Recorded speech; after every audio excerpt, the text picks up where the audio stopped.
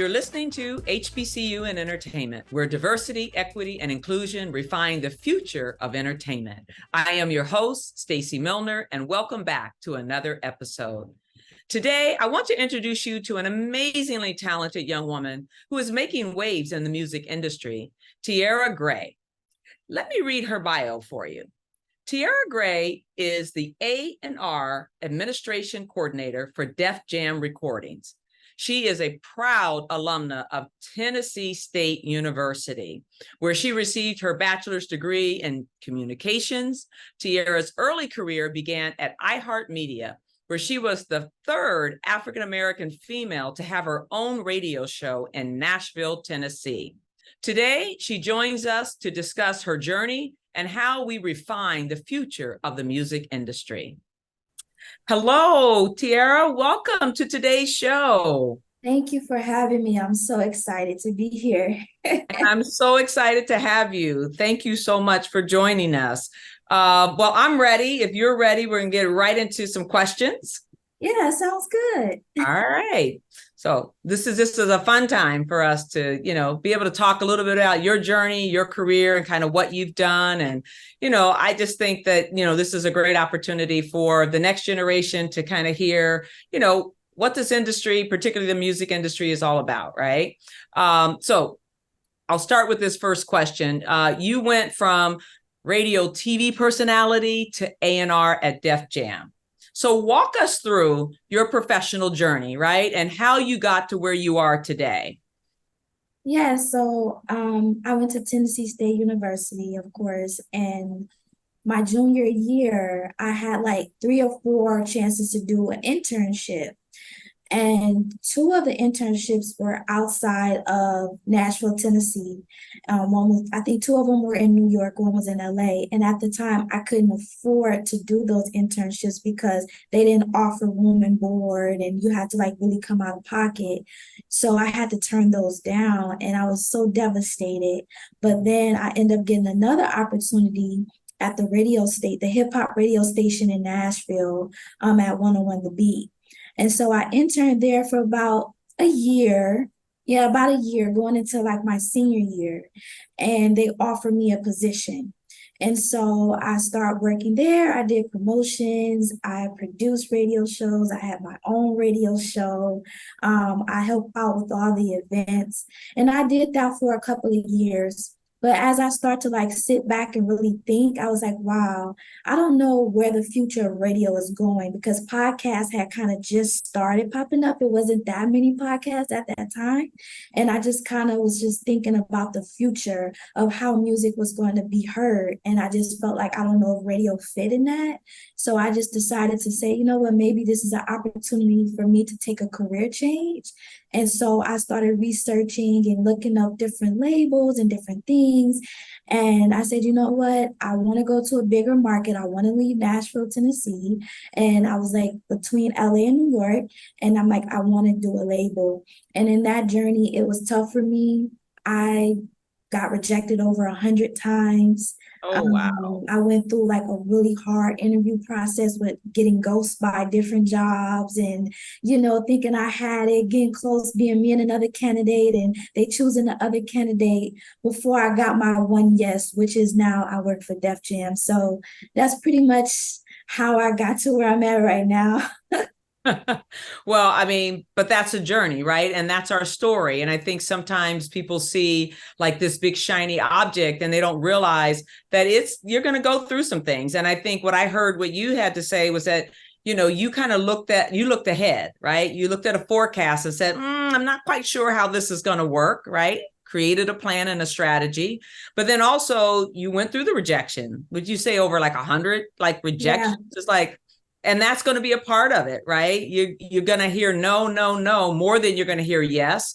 But that's all a part of it. And then, obviously, I know what we do with our HBCU in LA program, that housing component for folks to get access into this industry, right? Coming out amazing. How do you get housing and afford to even take it? So the fact that we've been able to do that, and but then hearing the journey that you had to take. And so I think like what we do is have an opportunity to just kind of take away one of those barriers and help people to get in. But wow, kudos to you for what you've done, but then perseverance, right? You had to really stick through this thing. So it was tough. It was tough. It was times I wanted to give up. It was times where the rejection was too much. But yeah, I just had to really keep the faith and just keep trying to push towards my goal. And you're absolutely right. The fact that your program offers, room and board for students is amazing, because a lot of us didn't get that opportunity, So when I heard that, I was like, wow, this is an amazing program. I think some people are like, well, this is too good to be true. What's the catch? There is no catch. There is no catch. So wonderful. Well, my next question to you would then, on top of this, having gone through the rejections and, all the setbacks, what would you say, kind of gave you that stamina to go through? Was there a passion here? Like, talk about that. What allowed you to keep going, even with, the times that got tough and you were probably second guessing yourself? Yeah, that's a great question. I think my faith is like the number one thing. Like if I feel like God shows me something, then I go for it. But I think too, I had to like really sit down with myself and say, what other industry would you go to? Like, what are you really passionate about? And I'm like, okay, medical is not for me. Technology, that's not really my thing, and I just really start to just sit. And when I really realized this is my passion, this is what I love to do. Like I do it, eat, breathe, sleep, looking for artists and helping develop and grow artists and things like that. I just really realized that I have to fight for it, and I remember I heard an interview, I can't remember who it was. It was like, all it takes is one yes, and so I just kept saying, I'm going to get my yes, I'm going to get my yes, and each time, actually, I would get closer and closer in the interview process. So it started off like me not getting any callbacks to, okay, now I got a second interview, or okay, now I'm moving up. And then I think like before I got this position, I had interviewed with Def Jam actually for another position, and I got close. It was between me and another candidate. And that right there showed me like, okay, I'm closer than what I think. And then finally I got my breakthrough. So. Wow. I love it. I'm always telling students and those that I, have a chance to speak with, man, you got to have passion to do this work, right? Yeah. Because the industry is extremely hard to break into.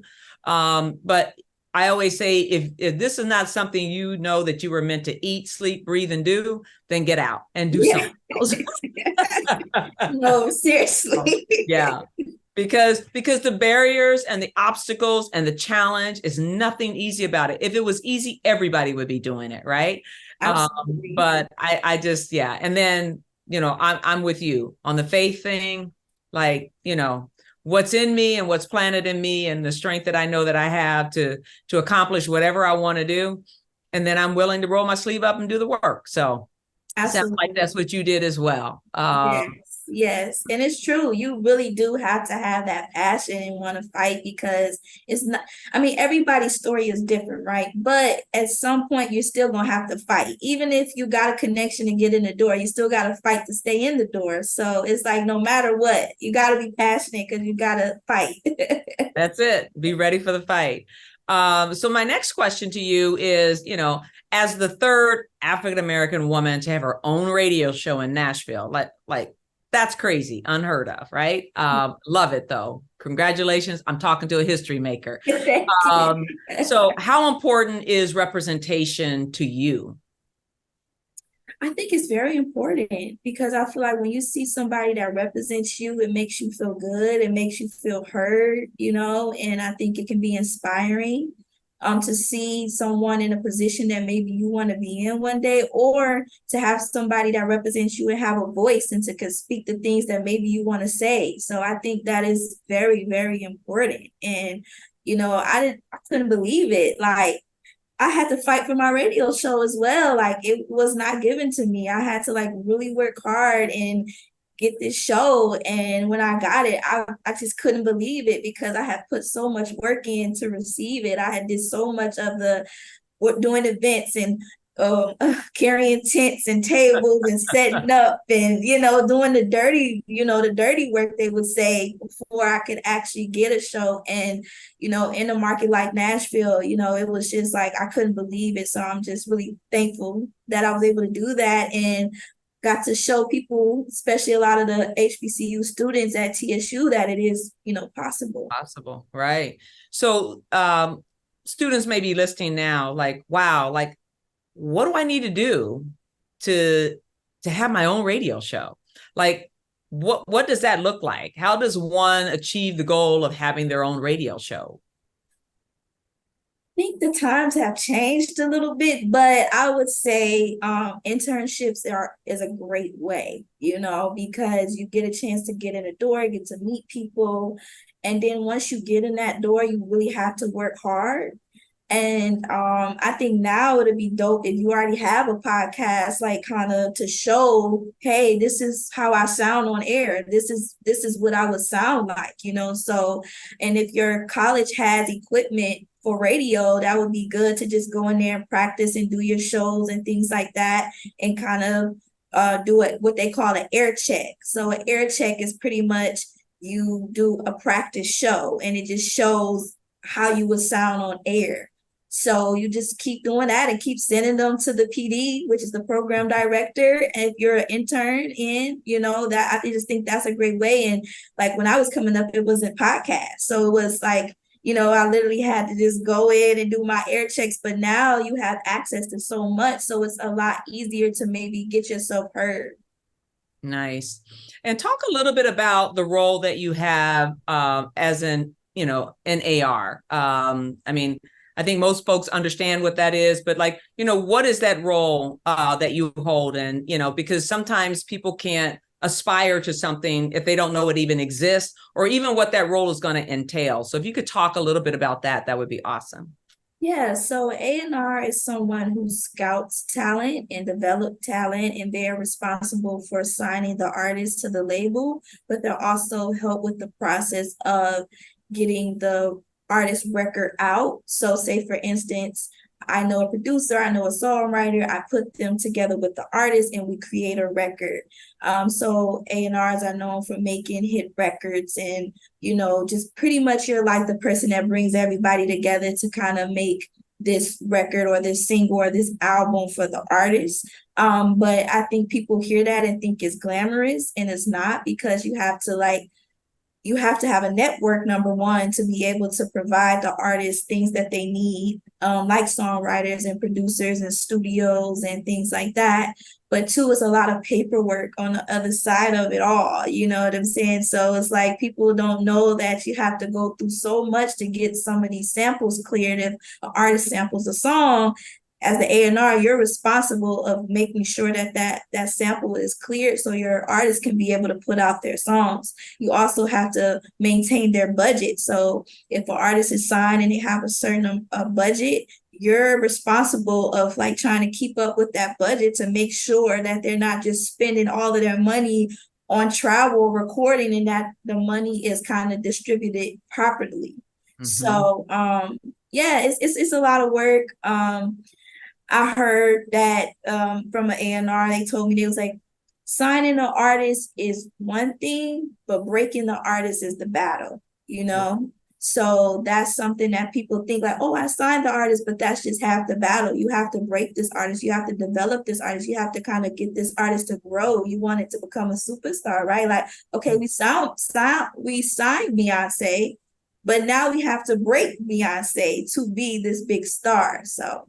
Wow. Okay, I'm gonna have you dig a little bit deeper. So talk about that. Have you had any experience yourself, with that dynamic of, signing and then breaking an artist? So I'm still fairly new. I just been with the company a year and a couple of months, so I still haven't signed an artist yet. Mhm. But it's tough, and I've been seeing it firsthand because Def Jam is kind of going through a transition. And so we have a new CEO who is very young and vibrant, and we have a younger team now. And so we're bringing in new talent and new music. And so we have an artist named Coco Jones who we're watching develop and grow in the R&B scene, you know, from when she first got signed to Def Jam to where she's at now. It took time. It took finding different records. It took putting her in different places. You know, we have another artist right now in the R&B scene. Her name is Justin Martin, who, when she first got signed to Def Jam, had 4,000 followers. Now she's at over 100K followers, and she's Wow. constantly growing. So, and it was a lot of work they had to put in with her content and building a fan base. And, you know, so I'm watching everything, but I haven't had my own story yet, but it is coming soon. Oh, I'm sure it is. I'll be keeping my eyes and ears open for it. Okay, Uh, I'm gonna come back and tell you. there you go. We're gonna have another podcast talk Yeah. about what it took to do that. So Yes. we'll make note of that. Awesome. Now you graduated, as we mentioned, and you mentioned from Tennessee State, and many aspiring professionals look up, you know, to folks like you, your journeys and so forth. How do you feel your HBCU experience uniquely prepared you for a career in A&R, if any? I mean, I know because you were a communications major, but how would you say your HBCU experience, you know, benefited or helped you within your career journey? I think that it was amazing experience to be able to see people who look like me just go off and to do great things. Like we were all in this together, and now I know doctors and lawyers and dentists, and like where I grew up, I never really seen that. You know what I mean? I did. I'm from Detroit, so I did see, because Detroit is a predominantly Black city. So I did kind of see, you know, people in certain positions. But I feel like going to a HBCU expanded my mind to there's no limit to what I can do, you know? And I just thought that I think it really helped me in a lot of different ways of just showing me how to be professional, how to carry myself, how to represent myself as a Black woman, and just seeing so many people thrive. And also my teachers, they were so supportive, so caring. They spoke life over me. You know, they helped me out so much. And I just think that it created like this intimacy with teachers and students because, you know, it's HBCUs are like smaller than an average college. So it kind of helps you to really get to know people more on an intimate level. Like we all know each other somehow, some way. Like you see a face, you remember it because of the intimacy I feel like the college brings. So Yeah. Yeah, I would agree. I think I've kind of heard that, you know, similar responses to that. And it seems to be a very common thread. You know, I think a community, right, that you get, the support that you get, it's just a nurturing environment. And I think for a lot of, and particularly because of what I experienced with our program, you know, these students come from that environment and they come into this industry kind of like it's a different ball of wax, right? You're the first time in a space where you're the only one who looks like you. You might see one or two more, you know, but there's that whole thing. So, you know, that I think the HBCU experience helps, but I think then transitioning from that safe community into the real world, you know, is a bit of a transition, but I think it helps to prepare students to be strong in who they are, right? And then it's just a matter of navigating it in the corporate spaces, you know, that don't look like, you know, your HBCU experience did. Yeah. Yeah, I couldn't agree with you more. I think that's like a great thing because I hold that dear to my heart and I have experienced that. You know, I couldn't imagine not experiencing the HBCU and coming straight from another college into the corporate world. I don't know how that would be, you know? Yeah. Yeah. So tell me what has been, you know, what has been your success that you're proud of? Like, is there something that you're really proud that you've been able to do in the role that you have right now? Oh, that's a great question. I think that I've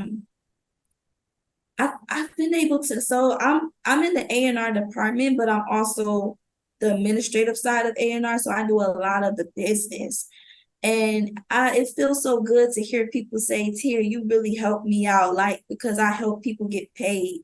And so I get that all the time, like, Tier, thank you so much for helping me with this. And I solve a lot of problems and I figure out what's going on. And it makes me feel good to know, like, I'm helping people, like producers, sometimes they get overlooked. So for me to be able to help them make sure that they get their payment for the work that they done, and they come to me and they say, T, thank you so much. Like, you really looked out for me. I think it just helps me. It makes me feel good to know that I'm doing my job right. I think that's like really rewarding to me, and that my boss is saying, hey, Tiara, I hear nothing but great things about the work you've been doing. Like, everybody say you're amazing, and just to know, like, wow, my hard work is getting noticed, that I'm really putting in this work, and it's really now it's showing to the point where people are, noticing things that I just thought, hey, I'm just trying to do my job. So yeah, I mean, that's so important, right? Because validation of the work that we do, knowing that you're contributing to the effort of the team and that your role plays, a key part, right? And it doesn't matter, from the highest level to the lowest level, if there's a piece missing, it's missing. It's just like your little toes messed up, other parts of your body's going to be messed up, right? So I love it. All right, I have one last question for you. I think, I kind of have a few here, but anyway, so Dej Jam Recordings has a very rich history, right? Groundbreaking artists, influential music. How are you, and would you say the leadership around Dej Jam is ensuring that new and diverse voices have a platform to be heard, within the label? Man, let me tell you, I came at Dej Jam at an amazing time. Our CEO is Tunji. He's a young Black CEO. I think he's like 39, 40 years old. And to see that, like, wow, I could have this type of position at a young age. It's like mind blowing, and seeing so many people who look like me in executive positions. And also, I'm new, right? And if I present something to my CEO, he will listen to me. Like, he will take what I say and say, okay, I'm gonna look into it, or hey, I'll see, what I can do about it. And that is an amazing feeling. And he's like that with everybody, you know what I'm saying? So we're all getting our voices heard. And if we have an opinion on an artist, or we're passionate about something, we have a place where we can safely, say it and know that we will be heard. And also, just coming in, a lot of us are really new, and we help each other out. We're like, okay, we trying to figure this out together. So it really feels like a family. So I'm just really thankful to be at Dej Jam at the time that I'm here. And I'm just really excited to see the future. Wow. Well, it sounds like you're there at the right time, and you're going to be able to continue to make impact and grow. It's so cool to be able to experience that, right? And to be in there at that level. I always say that's kind of like it's almost like the ground level, but not, but it's like you're in a really sweet spot and time right now. So, Tiara, this has been a great interview. I have so many more questions for you. We need more time, but we'll have to do it again, because I know you're going to have that first sign, and I know we're going to talk more. But I really, really thank you for joining us today. I'm sure that our listeners have gleaned some good info from you, and we'll have to have you back again. Yes, part 2. And thank you for having me. I'm so thankful to be here. So I'm excited. You're welcome. Thank you so much. I want to thank you for joining me today, tuning in to another episode of HBCU in Entertainment. If this episode resonated with you, please comment, share, rate, and review the podcast. Your feedback means the world. It is very important. Until next time, I appreciate you lending me your ears. Catch you on the next episode.